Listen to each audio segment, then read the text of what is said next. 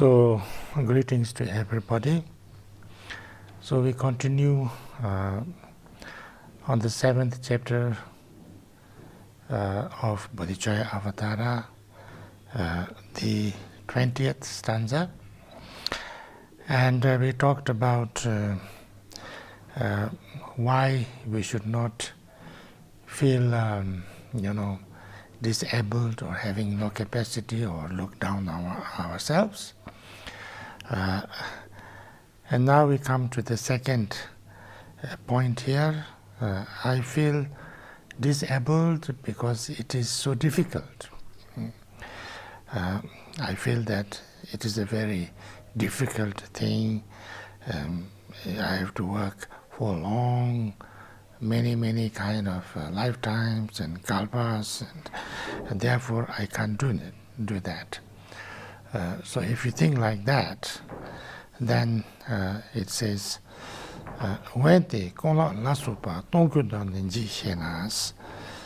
this is how, if you say that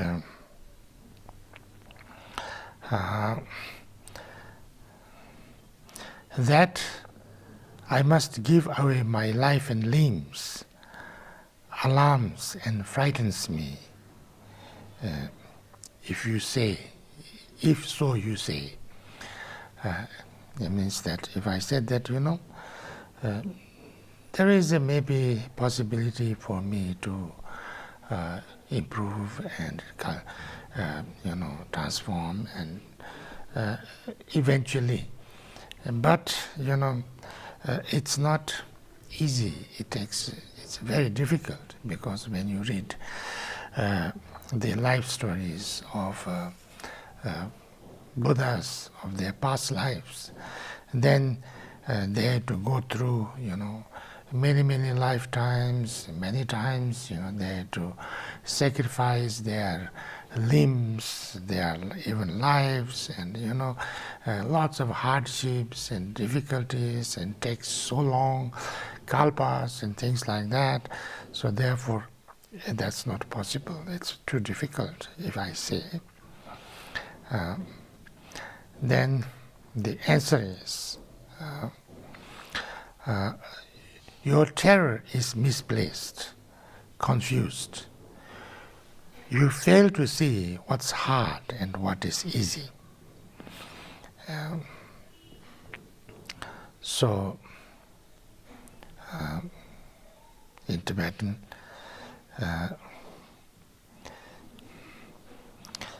Jidon Yungwa Mashipa Mumbi Donin Jiperse.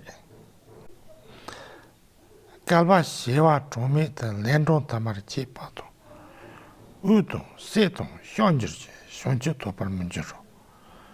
Dagi Shonje, Travayi Dungandan, Tse Yute, Sungakola, Nesalser, Lumato Pidungalien. Membakanchon, Susichi, Medevaye, Neme, Si. David Dungal Mumboto Yanshir Mede Chungzu Sha. Shoshi Palvan Dandala Membajoki Manzete, Chokashin, the Jumbo in the Jepame Sorenze. So, what to say is this, that your terror is misplaced, confused. You fail to see what's hard and what is easy. When you say that, and you are so terrified, and you are so, afraid, and that's not right. That's misplaced. Your terror is not for. You should not have so afraid to going through a little bit difficulties to, to practice Dharma and to do some hard work or some work to transform yourself, and a little bit. That's your confusion. You fail to understand what's really hard and what is less hard or less difficult, because why? Stanza number 21. For myriads of ages, measureless, uncounted, your body has been cut, impaled, burned, torn for times past numbering, Yet none of this has brought you Buddhahood. So we have lived countless lives before, and every life we have lived, it was not. Life is not without trouble. Life is not without problem and suffering. So in all those countless lives that we lived, it is most probably, it is almost certain that we have gone through lots of hardships, like losing our life. We have, we have counted, the myriads of ages, countless lifetimes, measureless and uncounted lifetimes we lived. Your body in those kind of many lifetimes has been cut many times, was impaled many times, was burnt many times, your body was torn off many times.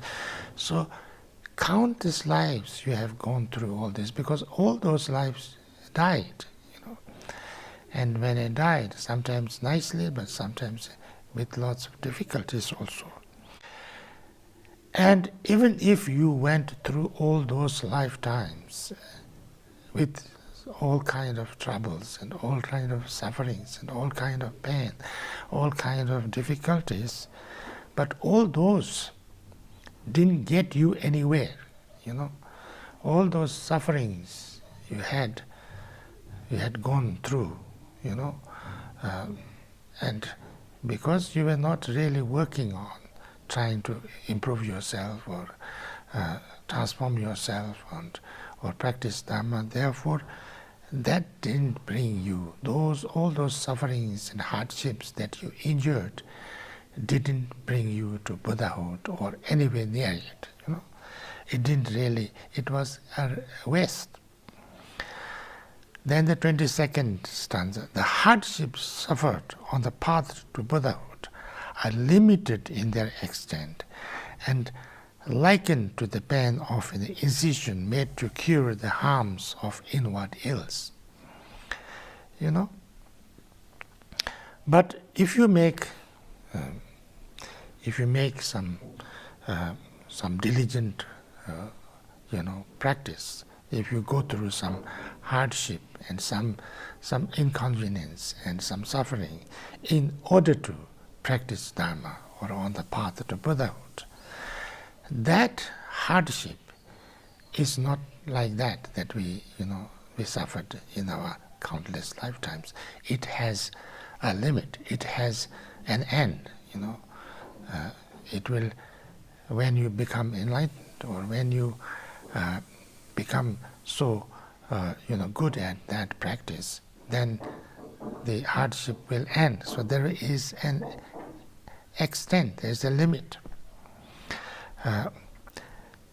It will end somewhere. It will, you are doing this hardship, you are doing this work, so that it is not like the usual way.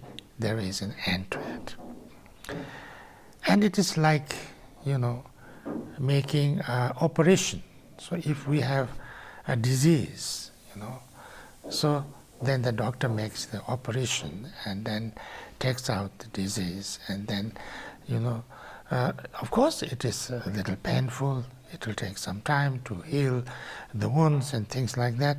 But once it is done, then that problem, that disease is gone, eliminated, finished. So in the same way, hardships that we face is like that. It's like, it has end, it is to cure, unlike our usual way that however much problem we go through, there is no end, and it doesn't get any better.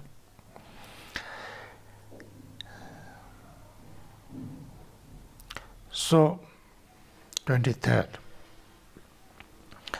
stanza number 23rd. And all our doctors cure disease by means of bitter remedies. likewise, to destroy a vast amount of pain, we should be patient with our little hurts.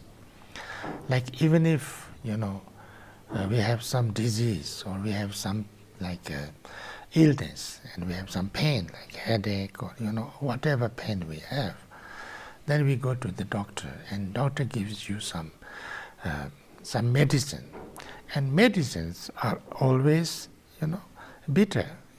It's not so nice, it's not so delicious, but we need to take it so that our bigger pain or our more serious diseases doesn't happen. And in the same way, in order to get rid of kind of a pain or sufferings that goes on and on and on, and there is no end to it, if we can endure some pain for some time so that we can be totally cured, we must be patient with that. We must endure that. Likewise, to destroy a vast amount of pain, we should be patient with our little hurts.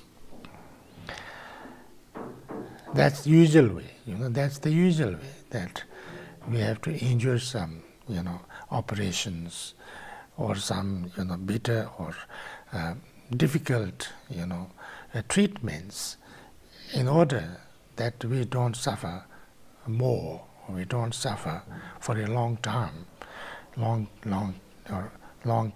or we don't die because of that illness or that problem. That's usual, so we should do that. We should be patient for that.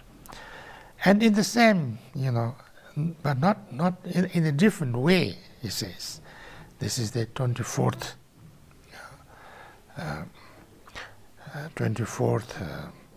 stanza. And yet the Supreme Healer does not use, like them, these common remedies. With ways of extreme tenderness, he soothes away intense and boundless suffering. So, but it is not, the supreme healer, the best healer, the doctor that Buddha is. His remedy is not even, like usual kind of doctors' remedies. It's much nicer, much easier.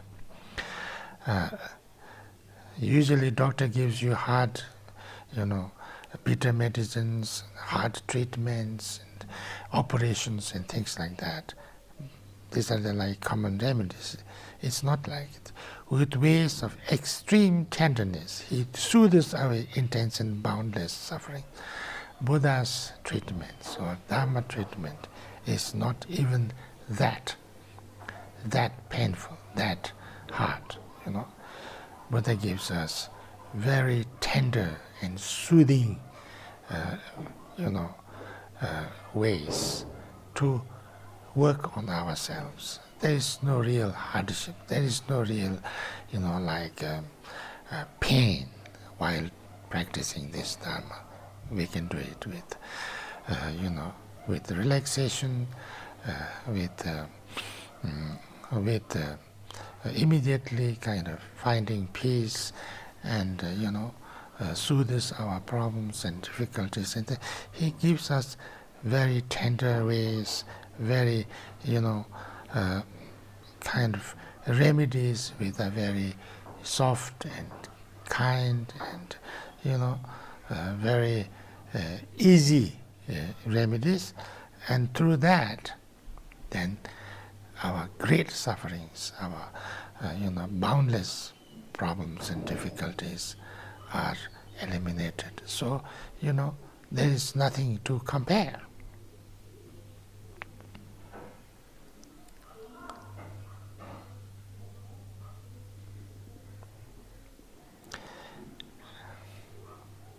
So therefore,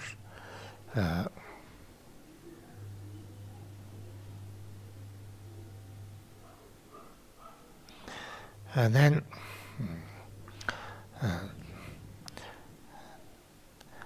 gambi poma, then, tsöma la su jemba la, dembi tomar joranze, tela koni sini ne renji rongi shanyo ton, konje rongi luna tsö su tabu lo shiba, teze shala su tamba, tela kawa jishi yus. These two stanzas. That, the Buddha doesn't, ask us to do very hard things right from the beginning, He starts with very simple and easy ways. Like stanza number 25. Our guide instructs us to begin by giving vegetable green or other little things, that later, step by step, the habit once acquired, we may be able to donate our very flesh. Buddha doesn't ask us to do some very harsh and very difficult and very painful things to practice Dharma.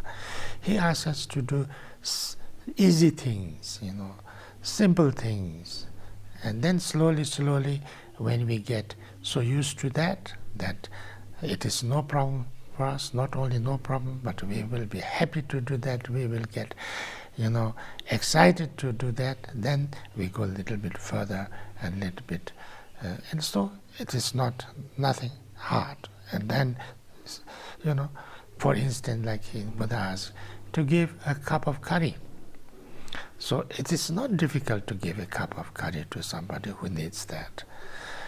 But if we keep on keep cups of curries, then, after some time, we become, when we see that those people who take this cup of curry and they enjoy it, we will be very, we will also be joyful, be happy, and then we become so used to it that it's a great joy to serve food and things like that. And then we become a little bit better, we do a little bit more, and a little bit more, and a little bit more, and at some time, even to give away our own flesh, for instance, or body, we don't feel, anything more difficult than giving a cup of curry. Only at that time, the Buddha would advise us to give our body, not before that. So therefore, it's very mild. It's very step by step. It's very, it's very easy training.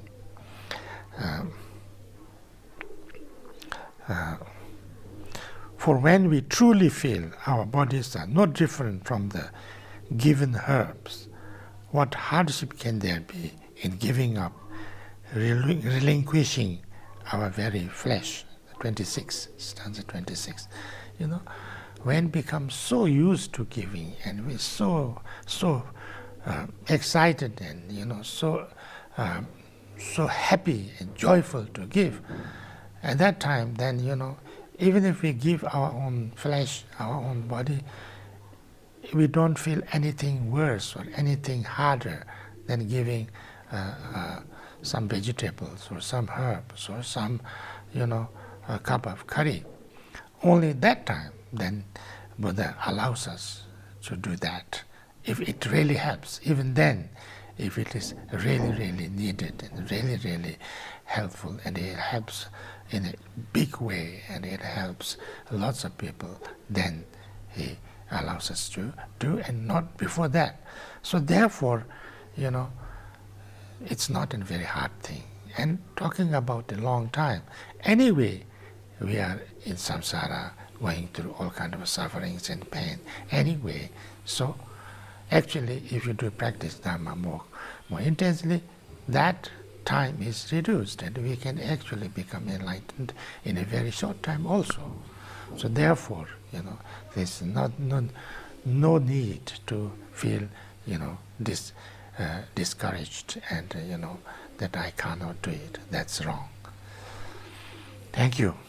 Sonamde tamche zibanya to nenye pe dana panche de shekana che walap chapa. Sipin solin dowa sho.